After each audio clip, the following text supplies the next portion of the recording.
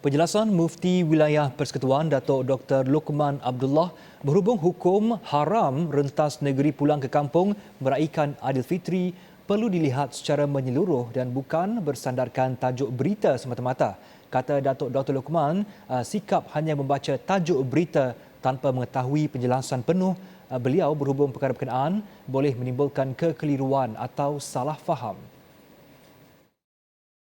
Saya rasa sebelumnya kita banyak sebut mengenai apa-apa perkara itu perlu melihat secara lebih jelas sebelum kita buat apa-apa komen dan sebagainya. Jadi kalau tengok kepada tajuk berita saja maka itu masih belum memadai. Jadi tengok kepada konten keseluruhan dan juga tengok kepada video asal. Itu saya nasihatkan begitu.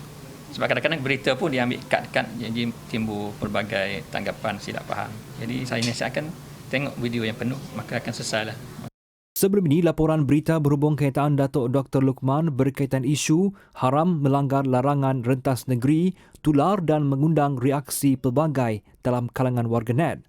Dalam laporan tersebut, Datuk Dr. Luqman berkata, asas larangan rentas negeri perlu dilihat daripada hadis Rasulullah SAW mengenai wabak taun yang mana baginda menyebut supaya umat Islam mengelak ke sesuatu tempat jika mendengar mengenai penyebaran sesuatu wabak penyakit.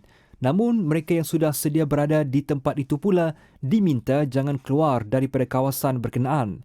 Sementara itu, Menteri di Jabatan Perdana Menteri Datuk Dr. Zulkifli Muhammad Al-Bakri berpandangan isu berkenaan selesai jika orang ramai mendengar atau membaca penuh penjelasan Mufti Wilayah Persekutuan.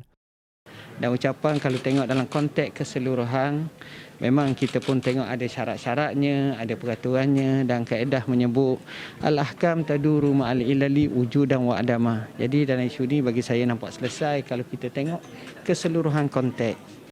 Datuk Dr. Zulkifli dan Datuk Dr. Luqman ditemui media selepas merasmikan iftar muzaki bersama anak yatim dan pelancaran aplikasi MyZakat 2021 semalam.